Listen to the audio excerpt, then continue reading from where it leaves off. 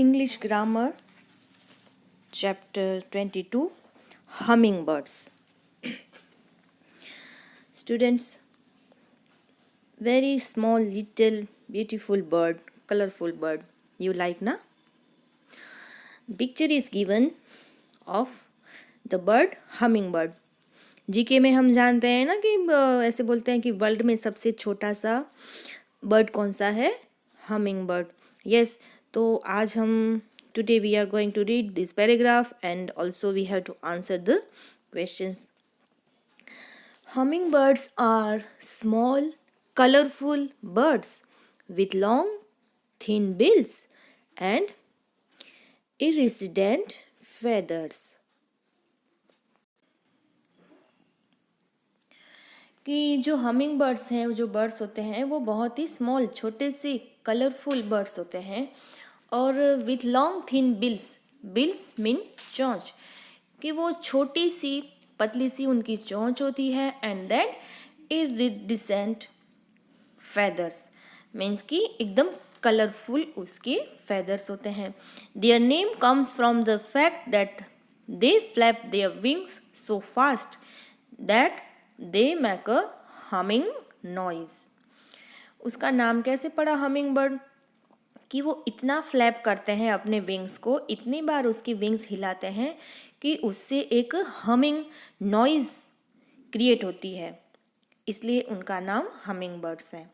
Humming birds can fly right, left, up, down, backwards and even upside down. वो हर तरह से उड़ सकते हैं. उनको सडनली राइट जाना है, suddenly left, suddenly up, suddenly down, तो ऐसे वो कैसे भी करके उड़ सकते हैं. Then they have a specialized long and tapered bill that is used to obtain nectar from the center of long tube-like flowers.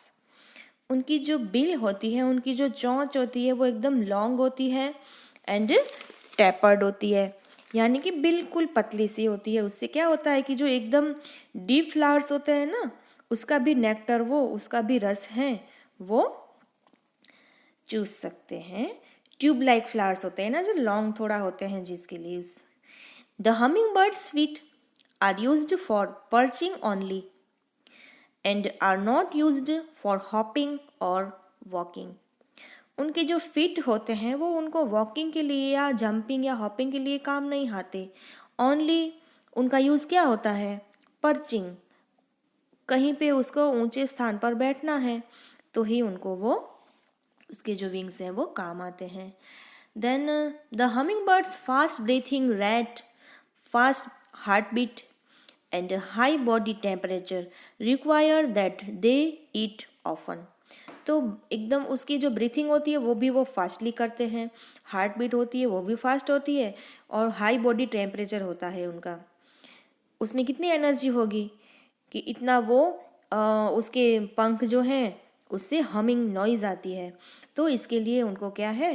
Require they eat often, बार बार उनको कुछ न कुछ खाना पड़ता है. They also require an enormous amount of food each day. एक ही दिन में उनको बहुत सारा खाने के लिए चाहिए. Humming birds have a long tongue which they use to lick their food at a rate of 13 licks per second. उनकी लॉन्ग टंग होती है, वो लिक करने के लिए, जो खाना खाते हैं उसको लिक मतलब चाटने के लिए वो यूज़ होता है. बट एक ही सेकंड में वो कितने टाइम लिक कर सकते हैं? 13. Then hummingbirds are found only in the Americas, from southern Alaska to Tierra del Fuego, including the Caribbean. उनका जो उनके लिए जो कंट्री, मतलब जो कौन सी कंट्री है में, वो अमेरिका में जो साउथर्न अलास्का है वहाँ से लेके टिएरा डेल फ्यूगो तक उनका जो मतलब वो देखने को मिलते हैं, इंक्लूडिंग कैरिबियन, और कैरिबियन भी में भी वो देखने के लिए मिलते हैं. The majority of species occur in tropical center and South America, but several species are also breed in temperate area. तो वो कैसे एरिया में रहते हैं? टेम्परेट, ना ही तो बहुत ठंडा ना ही तो बहुत गर्म, मीडियम वाला, जिसको ऐसे सिंपल में लैंग्वेज में बोलते हैं समति सम शीत उष्ण, यानी कि ना ही तो बहुत ठंडा है एरिया ना ही तो बहुत गर्म है, वहाँ पे वो ब्रीडिंग के लिए रहते हैं। Historically humming birds were killed for their feathers. पहले के ज़माने में क्या था कि उनके फेदर्स इतने कलरफुल होते हैं, इंद्रधनुषी रंग बोला जाता है, तो उसके लिए उनको मारा जाता था। Today habitat loss and destruction are the humming birds main threats. आज उनके लिए एक हैबिटेट यानी कि शेड ढूंढना, रहने के लिए जगह ढूंढना, और डिस्ट्रक्शन, उनका नाश होता जा रहा है। तो ये हमारे लिए, हमिंग बर्ड के लिए एक चेतावनी है कि उनको रहने के लिए शेड, और दिन ब दिन उनका जो डिस्ट्रक्शन है वो होता जा रहा है, यानी कि उनके रहने के लिए जगह है उसका डिस्ट्रक्शन हो रहा है, कि उनको कहीं पे रहने के लिए जगह नहीं मिलती है। तो उनके लिए वो आज चेतावनी है। Now question answer, why are humming birds called by that name? तो वो ये वाले नेम से मतलब हमिंग बर्ड, उसका नेम क्यों पड़ा? तो देखा ना हमने यहाँ पे, humming birds are called by that name because they flap their wings so fast that they make a humming noise.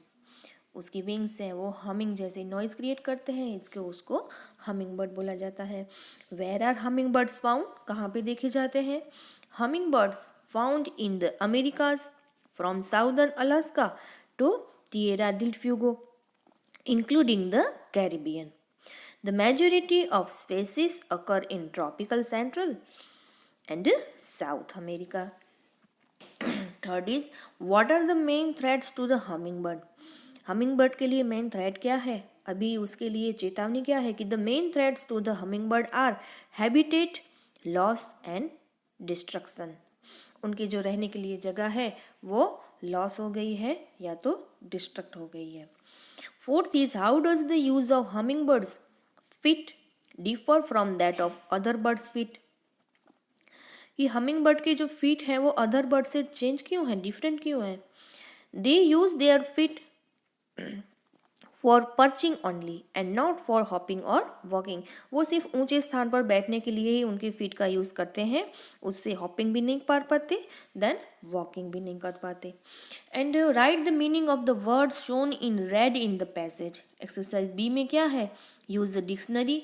Exercise B में है कि जो ऊपर पैरा में जो भी रेड कलर से मार्क्ड वर्ड्स हैं वो आपको लिखने हैं, देन डिक्शनरी में जो उसके मीनिंग दिए हुए हैं वो भी लिखने हैं। You have to write in English, आपको उसके इंग्लिश मीनिंग ही लिखने हैं, बट आपके पास अगर इंग्लिश टू हिंदी डिक्शनरी है तो वो भी आप यूज़ करके उसका मीनिंग हिंदी में भी लिख सकते हैं। Next is, find the antonyms of the following words from the passage then make sentence with them. तो ये वर्ड है उनके हमें एंटोनिम लिखने हैं, देन उसका सेंटेंस बनाना है। टाइनी यानी कि छोटा, बिल्कुल छोटा, स्मॉल, तो उसका ऑपोजिट होगा एनॉर्मस। तो एनॉर्मस तो ऑलरेडी था ही पैसेज में, उसका मीनिंग होता है विशाल, बड़ा। Elephants eat enormous amount of food. Next, minority, opposite word of its majority. Majority of people prefer to stay at home in winter. Minority यानी कम मात्रा में, मेजॉरिटी यानी बड़ी मात्रा में। Few तो उसका ऑपोजिट मीनिंग होगा मैनी। Few यानी थोड़ा, मैनी यानी बहुत ज़्यादा। Many trains engines run on electricity now. Fourth is excluding. Opposite word is including. For Ravi, all days including Sunday are working days. Next is fifth, gain. तो उसका opposite word होगा loss. Loss of time is the biggest loss to a student giving an exam. Sixth is seldom. उसका opposite होगा often. Teachers are often strict. Teachers often यानी कभी कभी strict हो जाते हैं. So here passage है वो एकदम इंटरेस्टिंग है. ओके तो ये हमें क्वेश्चन आंसर देन सी वाली